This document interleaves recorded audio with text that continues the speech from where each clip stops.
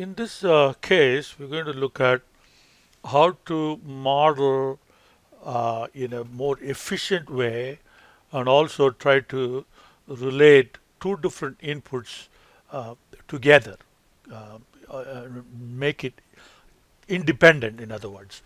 And we do that using risk compound. We'll get to that in due time. But let's first take a look at what some basics about the case we're going to discuss, where we will go through the concepts of risk compound. So this is an insurance problem, and of course, people and companies are generally averse to risk, so they want to insure against the risk. And the insurance companies are able to offer this because they are able to pool a large number of people who are risk averse. And when they want, the premium. So the question now is, how do you set the premium? And the premium or the price for the policy uh, should cover the three basic things: the expected losses that you have to pay to your uh, clients, customers, and then administrative costs plus profit that you want to make. So these are the three things that we want to look at, and we will make some assumptions about what profit you want and what administrative costs you want. I mean, administrative costs you're likely to have. So these two are we're going to assume what they will be, but it is the expected loss where the risk comes from, and that's what we want to analyze. How do we model for expected loss? Yes, and we will start with a very simple, small example, and then we'll scale it up. Okay. Clients are willing to pay this premium to avoid losses due to unforeseen effects, and the factors to consider are policy may be, why do people insure? Why do people buy insurance?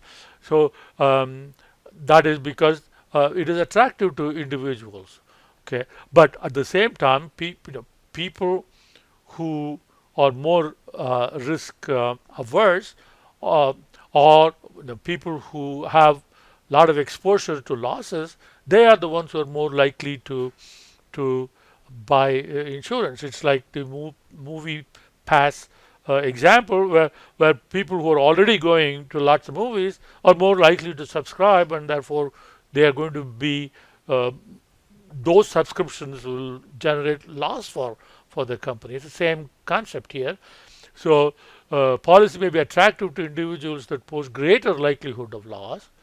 Now, purchasing insurance itself may encourage individuals or companies to take greater levels of risk. So that's your adverse selection. And once having bought the insurance, um, they vary in their riskiness and their attitude to risk, and they offer, uh, well,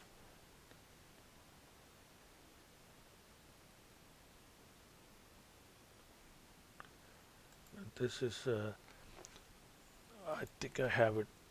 Okay, so this should go here.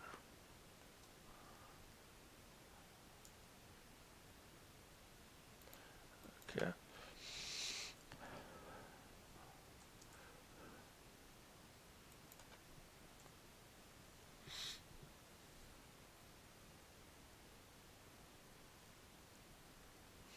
I think this is backwards. Um, People who purchase insurance may start behaving in a risky way. So that is moral hazard. And the insurance product is attractive to those who pose greater um, loss, and that's adverse selection. Okay. Pricing the policy is going to depend upon, so that part, the expected loss, what is that going, where, how do you model that? And the expected loss is going to be a function of two things. One is the frequency of loss. So how many? Because if your client base is 100, out of 100, how many will make a claim? Okay, will it be 5 people or 10 people or 20 people? So the frequency of loss. Then the second thing is the severity of loss. If 5 people are going to make claims, and how big those claims will be. So these are the two things that will determine the expected total loss. So frequency and severity. So here are some examples. Okay, film studios generally have a number of films in production. Only some are released. So that's your frequency. And box office receipts of released films will vary, and that's your severity. Same here with book publishers, same concept.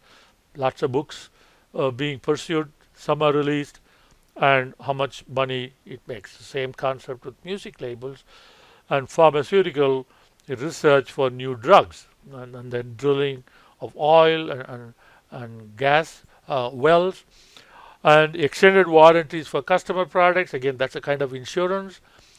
Now, gambling in casinos. So gambling in casinos is slightly different, where the frequency comes from the number of customers who actually score big wins, right? And how big are those wins is the severity. Okay. The example that we're going to look at, we start with a very small example, which will be that there are only 100 customers, right? So we have insurance data from 2010 to 2014 time period. We're going to focus on collision damage.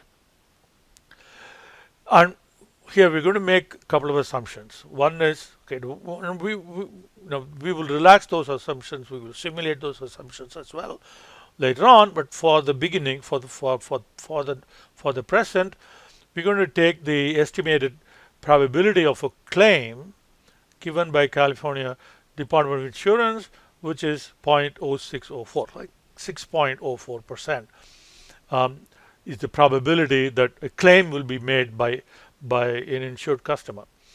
And if a customer makes a claim, and the average claim will be 3,332 with a standard deviation of this. Okay. So we're going to start out with these assumptions. We have only 100 insured customers. Okay. We will scale it up a little later. The administrative cost plus profit that we want to make amounts to 10% of the expected loss. So here we're going to be simulating expected loss. These two we're going to assume it's going to be 10%. So we add that 10% to expected loss. That will be the total revenue that we need to make to be able to be in the black. So each individual's risk claim is independent. So one claim is not going to influence somebody else's probability for claim and severity of claim. And of course, what the goal is, what is the annual collision premium that we want to charge, such that we recoup that. Okay, expected loss plus 10%. We want to be able to, our revenue generated should be that. The expected loss plus 10%.